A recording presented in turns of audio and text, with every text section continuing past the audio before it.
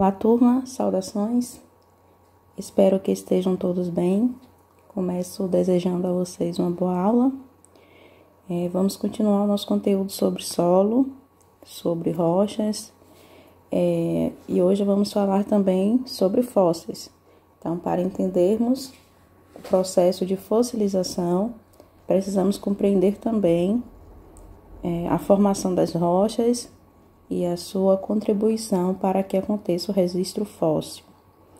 Então, as rochas, elas são os principais componentes da crosta terrestre e é a partir dela que se forma o solo. Então, o solo nada mais é do que uma rocha fragmentada. E essa rocha, ela vai ser constituída por minerais. Esses minerais também contribuem para o processo de fossilização. Nós temos 3 tipos de rochas, que vamos ver agora. Só passar aqui o slide. Pronto. Temos aqui as rochas metamórficas. Elas vão ser formadas por uma rocha pré-existente, tá? Essas rochas, como o nome já diz, passaram por uma metamorfose. Fatores como pressão, temperatura, vão fazer com que esses minerais, eles tenham outra característica e daí surge uma nova rocha, tá? Então, essas rochas um dia foram ígneas e hoje são rochas sedimentares, enfim. Então, vai ser uma transformação. Para isso, é preciso entender o processo de ciclo da rocha. Tem um vídeo no YouTube muito legal que ele vai falar sobre esse ciclo das rochas. E vocês vão entender melhor como é que uma rocha pode dar origem a outra através do processo de pressão e de temperatura. Temos também as rochas ígneas, conhecidas como magmáticas. O nome já está aí, né, dizendo, tem a origem do magma. O magma que está lá no núcleo, ele quando extravasa a partir da erupção vulcânica, ele vai se transformar em uma rocha. Só que essa rocha pode ter origem vulcânica ou plutônica. Como assim, professora? Bem, quando essa rocha, né, esse magma, se esfria rapidamente, essa rocha é chamada de tá? E se esse magma, após extravasar em forma de lava, sair do vulcão, ele vai ser conhecido como ígnea plutônica se esfriado lentamente, ou seja, rochas ígneas vulcânicas se esfriaram rapidamente, ok? Rochas ígneas plutônicas se esfriaram lentamente. Aí nós temos um vulcãozinho. As rochas sedimentares são formadas a partir de fragmentos, sedimentos, pedaços de outras rochas. Então, vejam bem, nas rochas metamórficas, eu tenho um processo de transformação a partir de pressão e de temperatura dessas rochas, que já existiam. Nas rochas sedimentares, eu tenho fragmentos de rochas ígneas e de rochas metamórficas, ok? Então, parece que é a mesma coisa, mas é diferente, tá? Então, um é por processo de transformação de temperatura e de pressão, e a outra, a rocha sedimentar, é feita por fragmentos, pedaços de outras rochas. Bom, onde se formam os fósseis? Os fósseis, eles podem ser encontrados no gelo. Nós vamos ver exemplos mais adiante de fósseis que foram encontrados no gelo.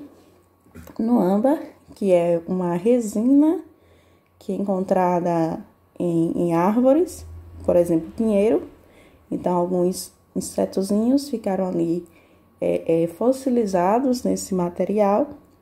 Mas a maioria das rochas, elas vão se encontrar, a maioria dos fósseis, eles vão se encontrar nas rochas sedimentares, ok? Então, é por isso que é importante compreender a formação de cada rocha. porque são as rochas sedimentares que vamos encontrar o maior número de registros fósseis.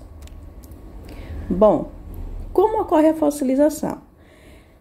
Processo parecido, não necessariamente só na terra, no solo, mas também pode acontecer na água, em uma árvore, enfim, tá? Que vai acontecer aqui. O ser vivo, deixa eu voltar aqui um pouquinho. O ser vivo, ele vai morrer, né? O bichinho aí verdinho, e andando alegre, muito feliz, e de repente, puf, morreu, sentiu alguma coisa, né? Vamos dizer que foi uma morte aí, causa natural. Bom, antes que ocorra um processo de decomposição, o que vai acontecer? Vai ocorrer uma deposição de sedimentos, ou seja, fragmentos de rochas vão cair sobre esse animal, tá? Então, antes do processo de decomposição, que é feito por bactérias aeróbicas, esse animalzinho vai aí, depois de morto, receber sedimentos, fragmentos de rochas, que vão soterrá-los. Vejam bem, se ele não tem um contato com bactérias que vão decompor, as estruturas dele, na sua grande maioria, vão ficar onde? Preservada entre as rochas, ok? Bom, vão formar então a rocha sedimentar. Lembra lá do conceito de rocha sedimentar? Então, uma rocha que é formada por fragmentos de outras rochas. Então, essas rochas vão agora cobrir o corpinho desse animal. E algumas estruturas dele vão se permanecer ali, preservadas nessa rocha, ok? A longo prazo, né, vai acontecer uma preservação desse corpo antes da decomposição. E aí vai outra camada de rocha, mais outra camada de rocha, outra camada de rocha. E quando é descoberto o fóssil, depois de grandes escavações, que a gente vai falar lá na frente, quem são os responsáveis por esses registros fósseis? Bom, como é que ocorre, professora? Como é que esse animalzinho podia ter morrido? Eu falei a vocês que ele morrido por uma morte natural, tá? Mas se for por uma morte natural, ele pode ser decomposto antes, porque esse corpo dele vai ficar exposto aí no solo. Mas pode também ter causas como terremotos. Então, essas terras, elas caem por cima, né, dos animais, um ser vivo, enfim, vai ficar ali preservado aquele corpo que não vai entrar em decomposição. Assim como nos vulcões, lembram lá das rochas vulcânicas? Então, pode acontecer com os vulcões, os maremotos. Então, todos esses corpos, né, podem ficar aí preservados se não entrarem em processo de decomposição. Quais são os tipos de fósseis? Eu tenho fóssil tipo mumificação. Lembram lá do âmbar? É esse aí. Então, aí uma resina, nós temos a amostra aqui, ó, de um insetozinho que está... Deixa eu pegar uma canetinha aqui. O insetozinho tá aqui, ó. Tá vendo? Outro aqui. Um mosquitinho. Ele ficou preservado nessa resina. Então, o que a gente pode imaginar é que quando ele morreu, essa resina caiu por cima e conservou todo o corpinho.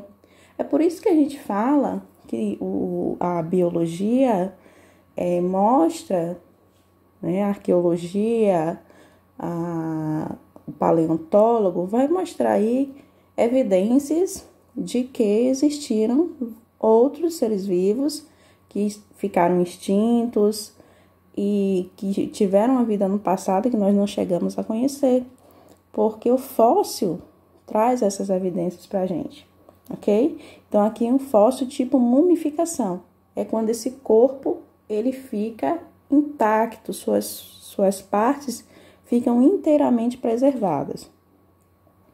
Temos também aqui um exemplo do mamute. Lembram lá da Era do Gelo, o mamute? Pois é. Alguns estudiosos, após descobrir esse filhote aí de mamute, quiseram até fazer uma clonagem, tá? Fazer com que esse animalzinho reapareça. É um herbívoro, traz aí algumas características bem marcantes e é encontrado no gelo. Por isso o filmezinho aí, né? A Era do Gelo, o mamute, porque faz essa ligação aí com o animalzinho. Então, é um tipo de mumificação, quando é no gelo e quando é no âmbar. Por que no gelo? Porque no gelo o corpinho dele também ficou todo preservado. Alguma catástrofe natural aconteceu e ele ficou, né, por baixo aí desse gelo e acabou não entrando em estado de decomposição e suas partes foram inteiramente preservadas. Isso é uma evidência de que esse animal existiu no passado. Outro tipo de fóssil é mineralização. O que ocorre aqui? Nós estamos vendo praticamente tronco de árvores normais. Não é bem assim.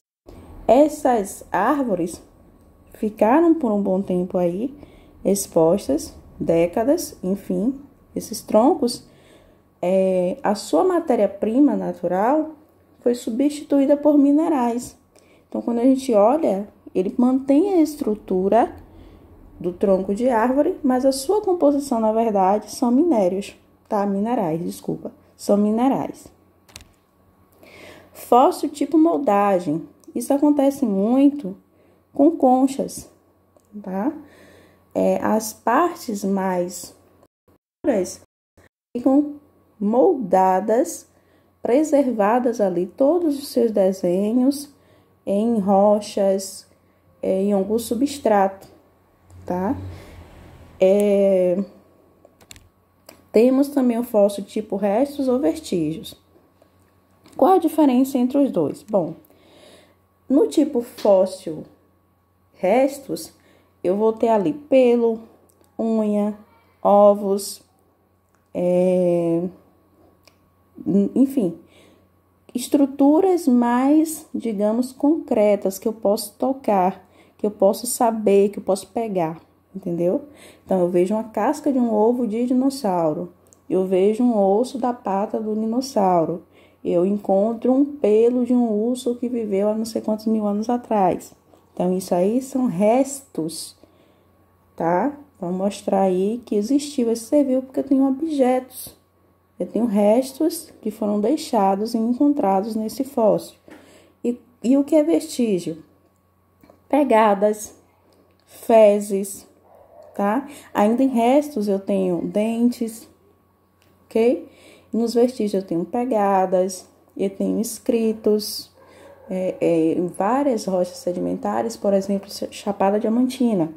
Tem rochas sedimentares que vão ter escritas desenhos de pessoas que passaram por ali, ok? E que a gente não pode tocar, porque foi feito com material de planta, tinta pega de planta, corante, e se a gente ficar passando a mão, o contato da nossa mão vai apagando aqueles escritos. Então, isso é um vestígio, tá? A gente sabe que alguém morou ali, a gente sabe que alguém passou por ali, que teve um povo primitivo, ok? As pegadas que são registradas, tudo isso são vestígios. Então, a diferença entre fóssil e vestígio é isso aí. Aqui é o mamutezinho, que eu coloquei para vocês darem uma lembrada aí da Era do Gelo. É um filmezinho bem animado, mas que remete a gente aí a esse período em que a Terra passou, ok? A Era Glacial. Bom, eu falei a vocês que quando se encontra um fóssil... Como é que encontra um fóssil, professora?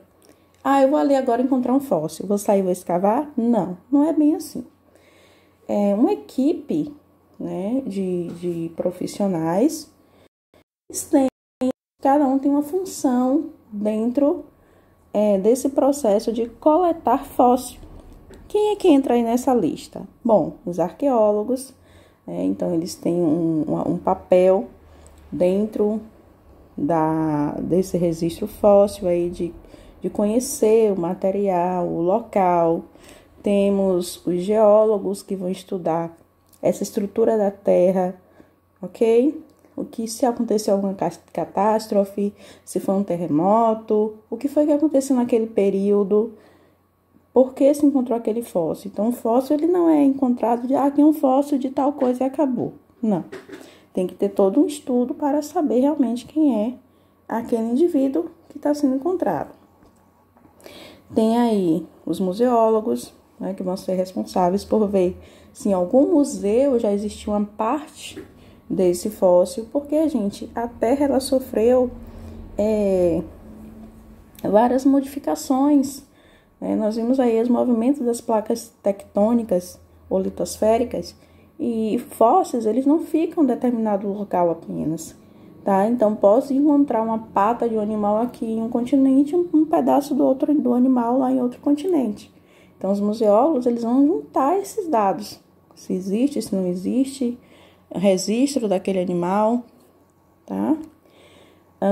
Os biólogos vão estudar quem é esse ser vivo, em que período ele existiu, qual é a composição biológica dele, era macho, fêmea, de que período, era um mamífero, uma ave, características pelos biólogos. Aí tem os historiadores, nesse período, tá, que aconteceu, que surgiu esse fóssil aí, o que foi que tinha acontecido na Terra, qual foi o evento histórico que a Terra passou. Temos também os físicos, que vão estudar aí a composição, né, vão fazer todo um trabalho de física, né, dentro desse fóssil, para identificar outras características possíveis. Temos também os químicos, que vão estudar a composição química. É feito de, tem ali mineral, tem cálcio, tem calcário, o que é que ele tem, o que é que ele traz nesse fóssil. Também temos os paleontólogos, tá? Que vão estudar essas rochas, estudar esse ambiente desse registro fóssil. Feito isso, né, uma equipe, não é uma pessoa só. Lógico, às vezes a pessoa está com a sua equipe trabalhando, encontra um fóssil e chama aí esses outros profissionais para que possam dar um veredito, né? Confirmar que fóssil é aquele, tá? E esse fóssil não é da pessoa. Ah, professora, achei um osso de dinossauro. Não é seu, é patrimônio. Então, ele tem que ser registrado, tem que ir para o lugar correto, ok? Aqui tem uma forma de uma experiência para fazer um fóssil, tá? Como é que a gente vai fazer esse fóssil? Primeiro, pode ser uma massinha de uma cola branca.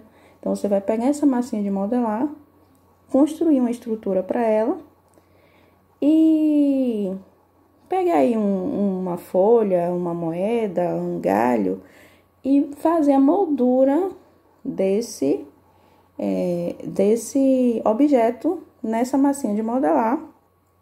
Colocar a cola branca ali para poder preencher aquele espaço e pôr para secar. Com o tempo, vocês vão ter aí uma amostra de registro fóssil. Outra amostra que eu costumo a dar como exemplo é pegar uma caixa de sapato, né, que caiba o seu pé, pode ser do seu tênis, enfim, que você já usou e não quer mais. Caixa de sapato, coloca a terra, molha essa terra, no caso solo, né, que a gente fala, chama terra, molha essa terrinha aí, faz um barrozinho e põe a mão ou o pé e faz um molde desse seu pé ou da sua mão e deixa secar, tá? Então, com o tempo lá pra frente, você vai ter aí seus 16, 17 anos, né, pra faixa que vocês têm hoje no sexto. Então, quando vocês pegarem essa caixa, vai dizer, olha o tamanhozinho do meu pé, como o meu pé era, o desenho, o formato. Isso já é um fóssil, né? Mas, quando a gente fala de fóssil, vale lembrar que ele tem que ter um período, tá? Ele tem que ter um período já de existência para ser considerado fóssil. Ô, professora, e como é que eu sei o tempo de um fóssil? Esse tempo de fóssil vai ser determinado pela formação das rochas. Bom, quando a rocha sedimentada é formada, ela é feita de forma horizontal, certo? Então, vocês sabem que horizontal, deixa eu só voltar aqui um pouquinho. Então, vocês sabem que a forma horizontal, deixa eu só passar esse slide aqui. Pronto, só para exemplificar. A forma horizontal é essa aqui, tá? Horizontal. E aqui é vertical. Não é essa que eu quero horizontal. Então, minha forma horizontal é essa aqui. Bom, façamos de conta que o bichinho morreu aqui, certo? E que sedimentos foram caindo em cima dele e formando o quê? A rocha sedimentar. A cada porção de rocha que é formado, eu digo que essa rocha aqui é o quê? Mais recente e é mais antiga.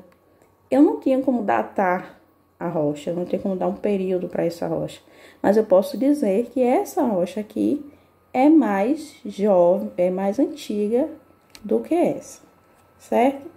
E quando a gente olha uma rocha sedimentar, a gente já consegue observar, só de olhar, que ela tem diferença em alguns aspectos, a sua coloração.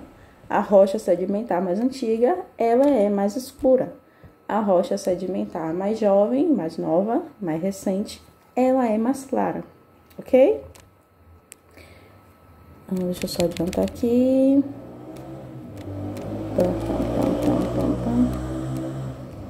Só passar mais um pouco. Bom, algumas informações que eu vou passar para vocês aqui é referente à atividade. Vocês vão fazer aí em casa a parada obrigatória, página 47 e 48, as questões de 12 a 17, ok? Nossos próximos conteúdos serão atmosfera, composição e camadas, e também hidrosfera, distribuição da água na Terra e o ciclo da água.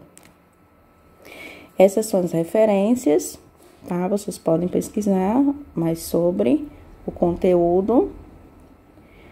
Aqui não é 8º ano, gente, tá? Desculpa, aqui é 6º ano. Então, vocês podem... É porque o manual, né, segue o mesmo número aí o mesmo programa, mas o módulo é do 6º ano, tá? Vocês podem pesquisar o conteúdo, tá? Ler mais um pouco no módulo, ou pesquisar aí nesses sites sobre os tipos de fossilização. E até a próxima aula, certo?